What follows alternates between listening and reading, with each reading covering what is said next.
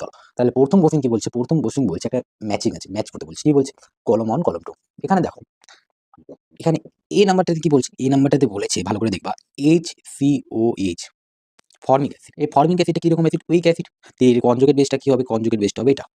তাহলে conjugate base যখন হাইড্রোলাইসিসে participate করবে তখন কি ধরনের হাইড্রোলাইসিস হবে, ভালো করে বলো। এখানে অ্যানায়ন পার্টিসিপেট করছে, অ্যানায়ন পার্টিসিপেট করছে মানে কি উইক অ্যাসিড স্ট্রং বেসের সল্ট হবে, তাই না? তাহলে এখানে অ্যানায়ন যদি পার্টিসিপেট করে তাহলে এখানে KH এর ভ্যালুটা কি হবে বল, KH এর ভ্যালুটা হবে KW/KA হবে, বুঝতে পেরেছো? তাহলে অ্যান্সার কি হবে, মানে এটা কি হবে, এটার হবে এস নম্বর অপশনটা হবে এ। তাহলে কি হবে, এর কি হবে, এর হবে এস, তাই না? এই কি হবে, বুঝতে পেরেছো কিভাবে করলাম, আমরা পড়েছিলাম যেটা ধরো কি তোমরা কিভাবে নিউমেরিক্যালটা করেছিলাম যে KW is equal two KH into KA। এটা কি ধরনের হাইড্রোলাইসিস পড়েছিলাম, এটা হাইড্রোলাইসিস পড়েছিলাম অ্যানায়নিক হাইড্রোলাইসিসে এই ফর্মুলাটা পড়েছিলাম, এটা দেখেছিলাম, তাই না?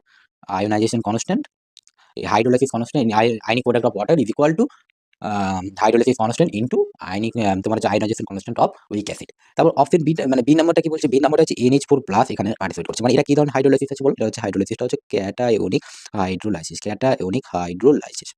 তাহলে ক্যাটায়নিক হাইড্রোলাইসিস বলেছে, তাহলে ক্যাটায়নিক হাইড্রোলাইসিস যখন রিঅ্যাকশনে পার্টিসিপেট করবে তাহলে কি হচ্ছে ক্যাটায়নিক হাইড্রোলাইসিস, মানে কি হাইড্রোলাইসিস মানে এখানে কি হবে, স্ট্রং অ্যাসিড প্লাস উইক বেসের কি থাকবে, সল্ট থাকবে। তাহলে এখানে আমরা KW সমান সমান কি পড়েছিলাম, KW is equal two KH into KB পড়েছিলাম। তাহলে KH ইজ ইকুয়াল টু কি হবে, KW/KB। তাহলে অ্যান্সার কি হবে, এটার অ্যান্সারটা কি হবে, KW/KB, মানে এখানে অ্যান্সার কি হবে, অ্যান্সার হবে বি এর পি হবে, তাই না? বি এর পি। সি নম্বর অপশনটা কি বলছে, এখানে ভালো করে দেখো, এখানে কি করছে, এখানে অ্যানায়ন, সি নম্বরটা দেখো, এখানে সি নম্বরে কি আছে, অ্যানায়নও পার্টিসিপেট করছে হাইড্রোলাইসিসে, ক্যাটায়নও হাইড্রোলাইসিসে পার্টিসিপেট করছে, তাই না? তাহলে এখানে কি হবে, যখন ক্যাটায়ন অ্যানায়ন দুজনেই হাইড্রোলাইসিসে পার্টিসিপেট করবে তখন আমরা ফর্মুলা কি বললাম, ক্যাটায়ন অ্যানায়ন দুজনেই হাইড্রোলাইসিসে পার্টিসিপেট করবে তখন ফর্মুলা কি বলেছিলাম, ফর্মুলা কি বলেছিলাম ভালো করে বলো, KH is equal two KW/KA into KB।